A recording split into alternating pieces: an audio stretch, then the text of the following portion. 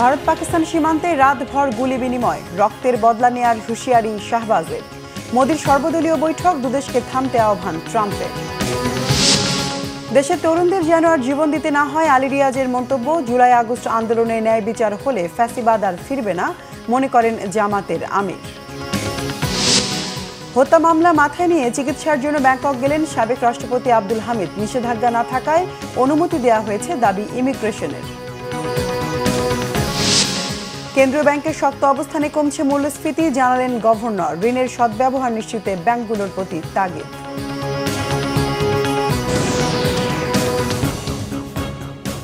দেখছিলেন crown cement সংবাদ শিরোনাম। টানটান সামরিক উত্তেজনার মধ্যে পাকিস্তানের লাহোর সহ 9টি শহরে দফায় দফায় ড্রোন হামলা চালিয়েছে ভারত। 12টি ড্রোন ভূপাতিত করার দাবি করেছে পাকিস্তান। আর কাশ্মীর সীমান্তের নিয়ন্ত্রণ রেখায় পাকিস্তানের ব্যাপক গোলাবর্ষণে ভারতের এক সেনা সদস্য নিহত হয়েছে, অন্তত 13 জন। পাঞ্জাব প্রদেশের রাজধানী ওয়ালটন বিমানবন্দরের কাছে গোপালনগর এবং নাসিরাবাদ এলাকায় একাধিক বিস্ফোরণ হয়েছে। বুধবার রাতে এই হামলার পরপরই পাকিস্তানের আইনশৃঙ্খলা বাহিনী পুরো এলাকা ঘিরে ফেলে। এছাড়াও কাশ্মীর সীমান্তে ভারত ও পাকিস্তানের সৈন্যদের মধ্যে সারা রাত ব্যাপক গোলাগুলির ঘটনা ঘটেছে। হালকা অস্ত্রের পাশাপাশি পাল্টাপাল্টি কামানের গোলাবর্ষণের তথ্য নিশ্চিত করেছে ভারতের সেনাবাহিনী। মঙ্গলবার দিবাগত রাতে জাতির উদ্দেশ্যে ভাষণ দিয়েছেন পাকিস্তানের প্রধানমন্ত্রী শাহবাজ শরীফ।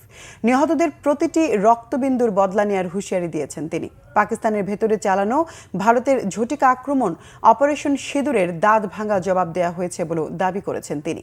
এদিকে সংঘাত নিয়ে আলোচনার জন্য আজ সর্বদলীয় বৈঠক করেছেন ভারতের প্রধানমন্ত্রী নরেন্দ্র মোদী। এই বৈঠকে উপস্থিত ছিলেন প্রতিরক্ষা মন্ত্রী রাজনাথ সিং, স্বরাষ্ট্রমন্ত্রী অমিত শাহ, পররাষ্ট্রমন্ত্রী এস জয়শঙ্কর, জাতীয় নিরাপত্তা উপদেষ্টা অজিত দোভাল ছাড়াও বিরোধী রাজনৈতিক দলের শীর্ষ নেতারা। এই কঠিন পরিস্থিতিতে দেশবাসীকে একজোট থাকতে আহ্বান জানানো হয়েছে। রাজনৈতিক নেতাদের অভিযানের উদ্দেশ্যে কৌশলগত নিরাপত্তা প্রভাব এবং প্রতিশোধমূলক পদক্ষেপের ক্ষেত্রে ভারতের প্রস্তুতি কেমন, এসব বিষয়ে আলোচনা হয়েছে এই বৈঠকে। ভারত ও পাকিস্তানের মধ্যে চলমান সংঘাত অবিলম্বে বন্ধের আহ্বান জানিয়েছেন যুক্তরাষ্ট্রের প্রেসিডেন্ট ডোনাল্ড ট্রাম্প। সংঘাত থামতে প্রয়োজন দুই দেশকে সহায়তার আশ্বাসও দিয়েছেন মার্কিন প্রেসিডেন্ট। তিনি বলেছেন, দুই দেশে এমন সংঘাত লজ্জাজনক। সবার আশা তারা এই সংঘাত দ্রুতই বন্ধ করবে। ওভাল অফিসে এই মন্তব্যের পাশাপাশি মার্কিন প্রেসিডেন্ট আরও বলেন, দুদেশের সমস্যা সমাধানের জন্য সব রকম সাহায্য করবে যুক্তরাষ্ট্র।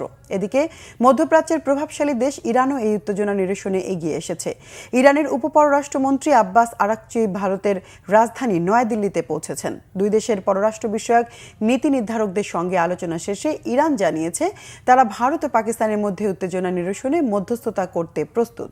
চলমান উত্তেজনা কমিয়ে আনার আহ্বান জানিয়েছেন শান্তিতে নোবেল জয়ী মালালা ইউসুফজাই। উত্তেজনা কমিয়ে আনতে দুদেশের প্রতি ঐক্য বজায় রাখার আহ্বান জানান তিনি।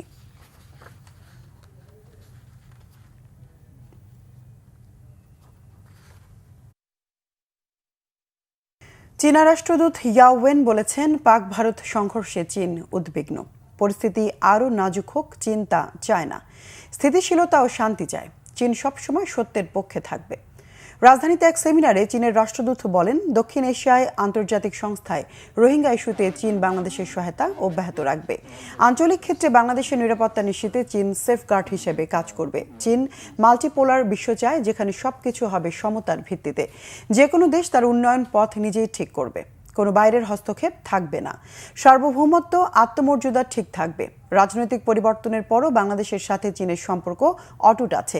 ভবিষ্যতেও দুদেশের সম্পর্কে এই সমতার নীতি বজায় থাকবে। তিনি বলেন, অন্তর্বর্তী সরকার গঠনের পর বাংলাদেশ 100% শুল্কমুক্ত সুবিধা পাচ্ছে। এটা 2028 সাল পর্যন্ত বলবৎ থাকবে।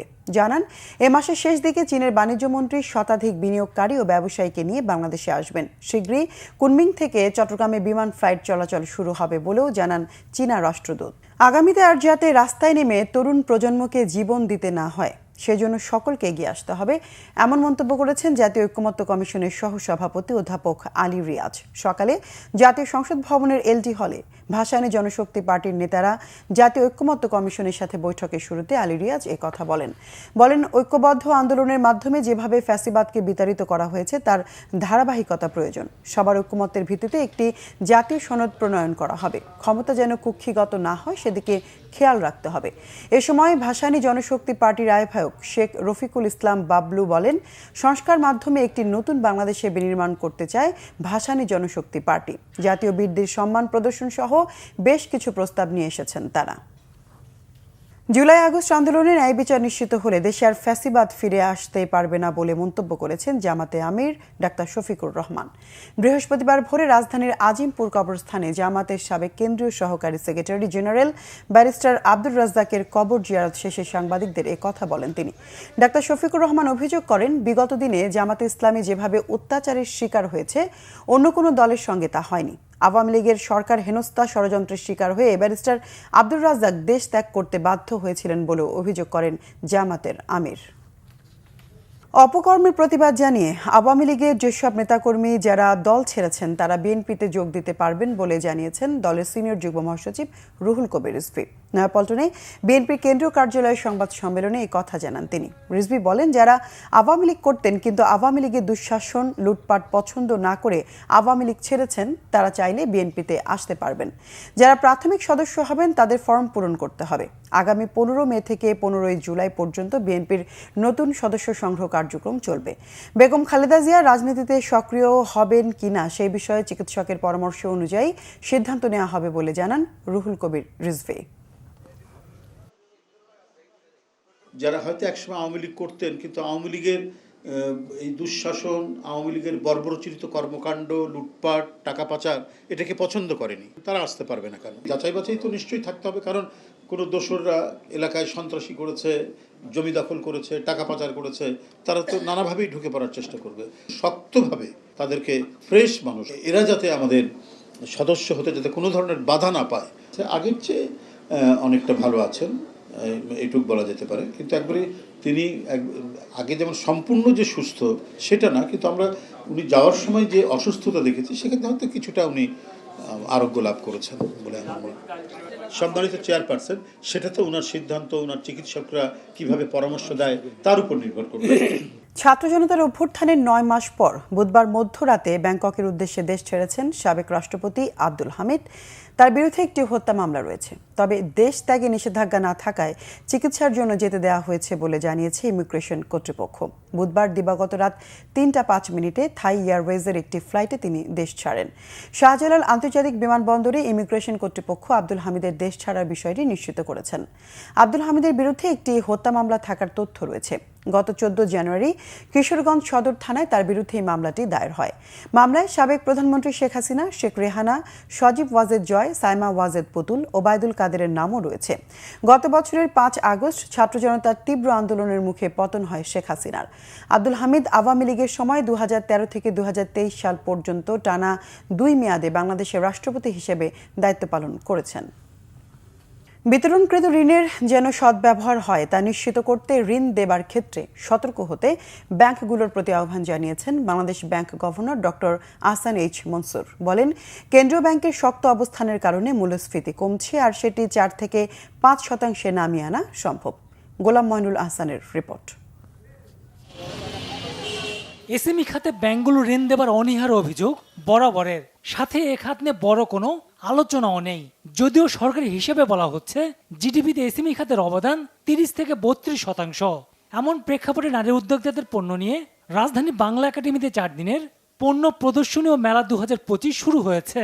মেলার উদ্বোধনী অনুষ্ঠানে governor doctor Ahsan H Mansur বলেন, নারীদের অর্থনীতির মূলধারে আসার সুযোগ দিতে হবে।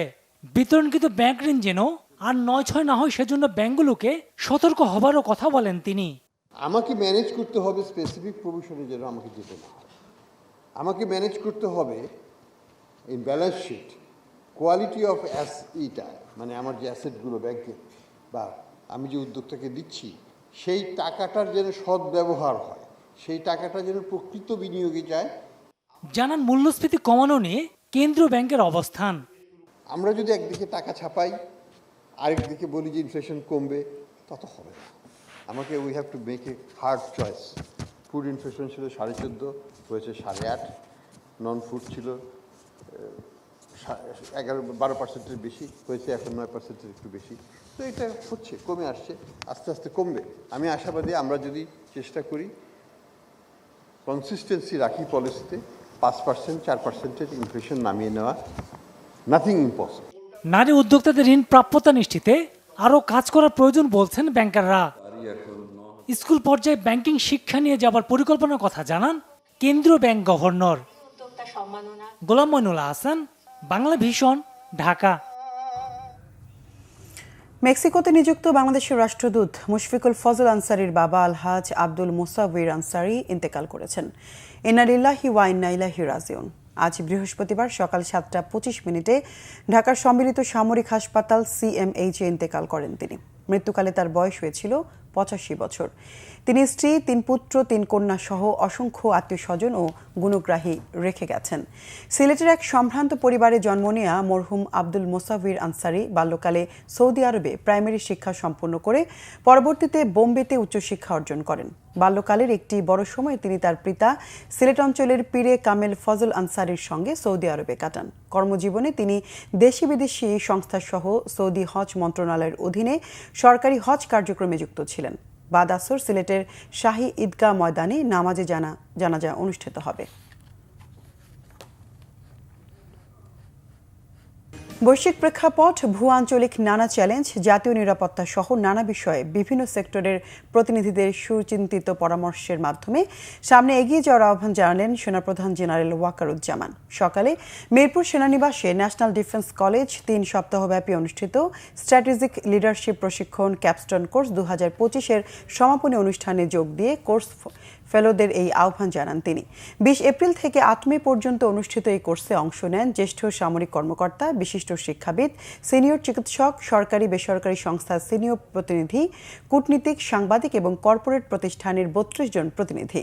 সমাপনী অনুষ্ঠানে যোগ দিয়ে সেনাপ্রধান সনদপত্র তুলে দেন ফেলোদের হাতে। বক্তব্য সেনাপ্রধান বলেন, আগামী দিনে জাতীয় আন্তর্জাতিক পর্যায়ে নানা গুরুত্বপূর্ণ কৌশল নির্ধারণে লিডারশিপ প্রোগ্রামে অংশ নেওয়া ব্যক্তিদের পরামর্শ বিশেষ ভূমিকা রাখবে। হজ যাত্রীদের জন্য সুখবর এনেছে গ্রামীণফোন।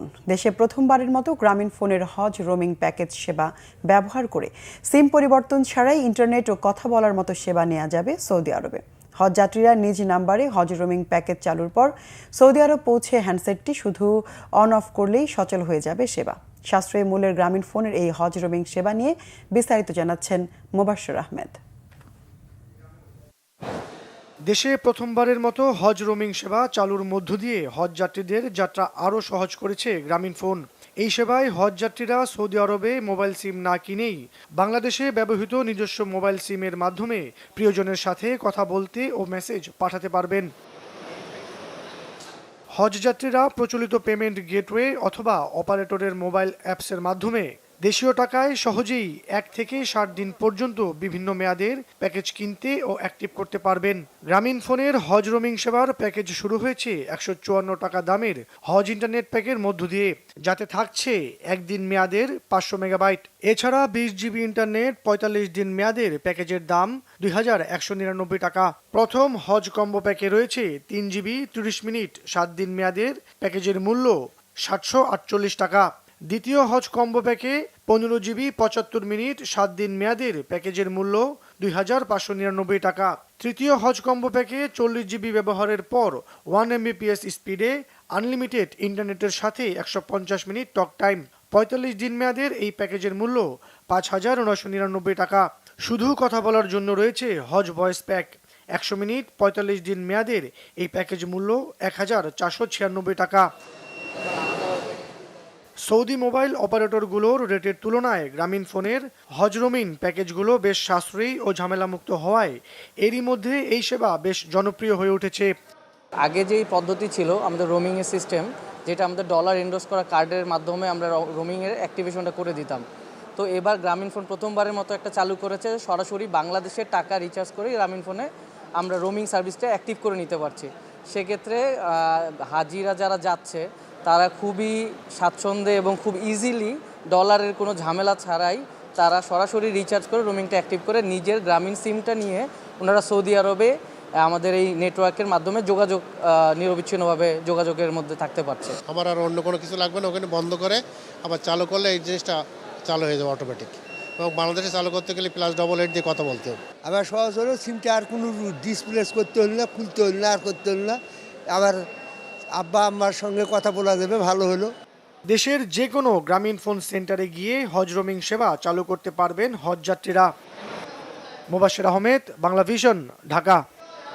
আজ 25শে বৈশাখ, বিশ্বকবি রবীন্দ্রনাথ ঠাকুরের 165তম জন্মদিন।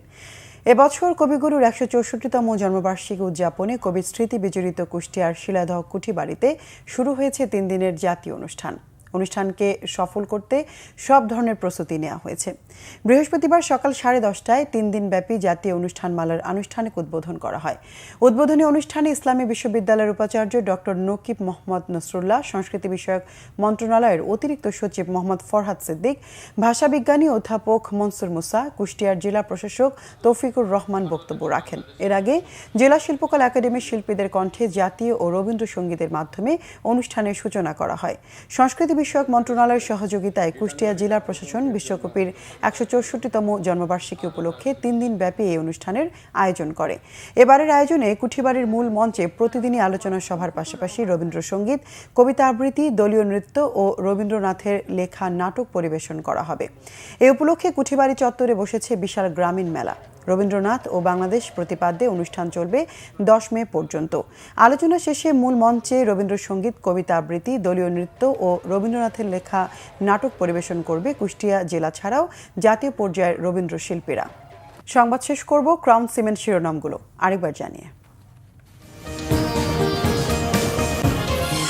ভারত পাকিস্তান সীমান্তে রাতভর গুলি বিনিময়, রক্তের বদলা নেয়ার হুঁশিয়ারি শাহবাজের। মোদির সর্বদলীয় বৈঠক, দুদেশকে থামতে আহ্বান ট্রাম্পের।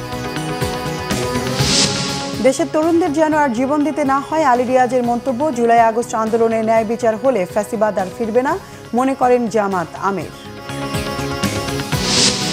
হত্যা মামলা মাথায় নিয়ে চিকিৎসার জন্য ব্যাংকক গেলেন সাবেক রাষ্ট্রপতি আব্দুল হামিদ। নিষেধাজ্ঞা না থাকায় অনুমতি দেওয়া হয়েছে, দাবি ইমিগ্রেশনের। কেন্দ্রীয় ব্যাংকের শক্ত অবস্থানে কমছে মূল্যস্ফীতি, জানালেন গভর্নর। ঋণের সদ্ব্যবহার নিশ্চিতে ব্যাংকগুলোর প্রতি তাগিদ।